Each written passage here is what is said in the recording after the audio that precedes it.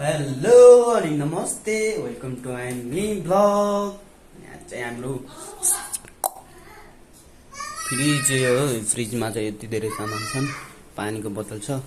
आज चाहिँ मासु पाकेको थियो के, मासु चाहिँ यति छ। अनि आज भात थियो।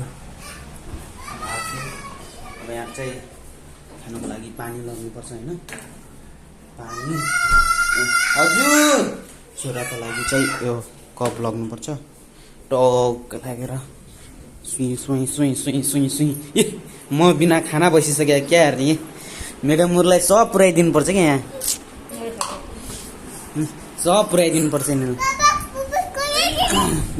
सब पुऱ्याइदिनु पर्छ यिनीहरूलाई। के गर्नु, सब पुऱ्याइदिएर ठिक्क पार्नुपर्छ। यिनीहरू बल्ल खाने घिच्ने हुन्छ क्या। अब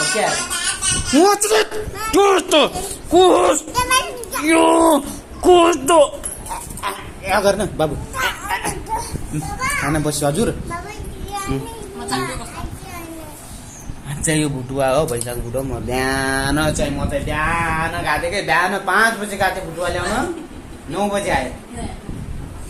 खाइसक्यो मासु।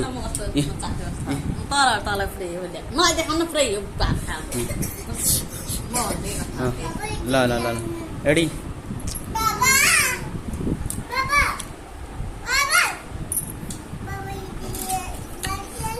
बाटी खा हजुर। चिची खान्नस्, खान त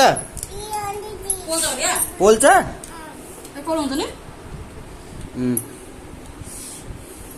मेरो छोराले चाहिँ यहाँ खाने भन्छ क्या, मासु खाने भन्छ।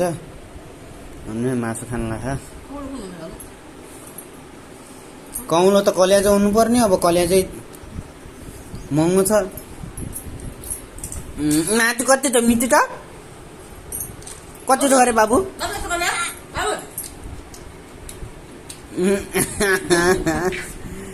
फालिले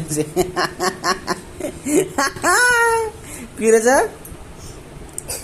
पानी हाल्छ त।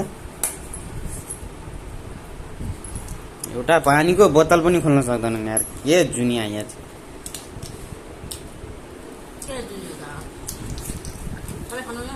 म चाहिँ भात खान सुरु गर्नु पर्यो। स्वाट लागेर खानुपर्छ टेस्ट।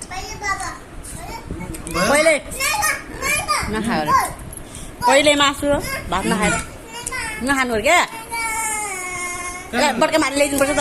बड्कामा हालिदिने खानु अब तिम्रो अलग्गै हालिदिउ खान त।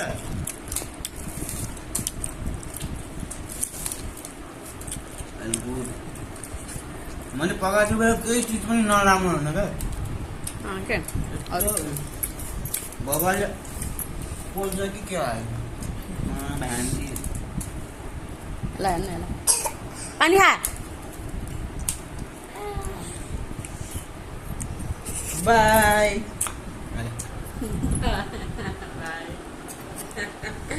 बाई बाई गर्दै छोरो। म खाना ठिक्क बिता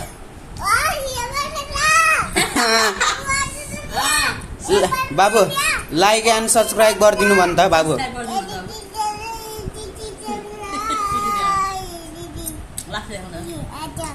बाई बाई।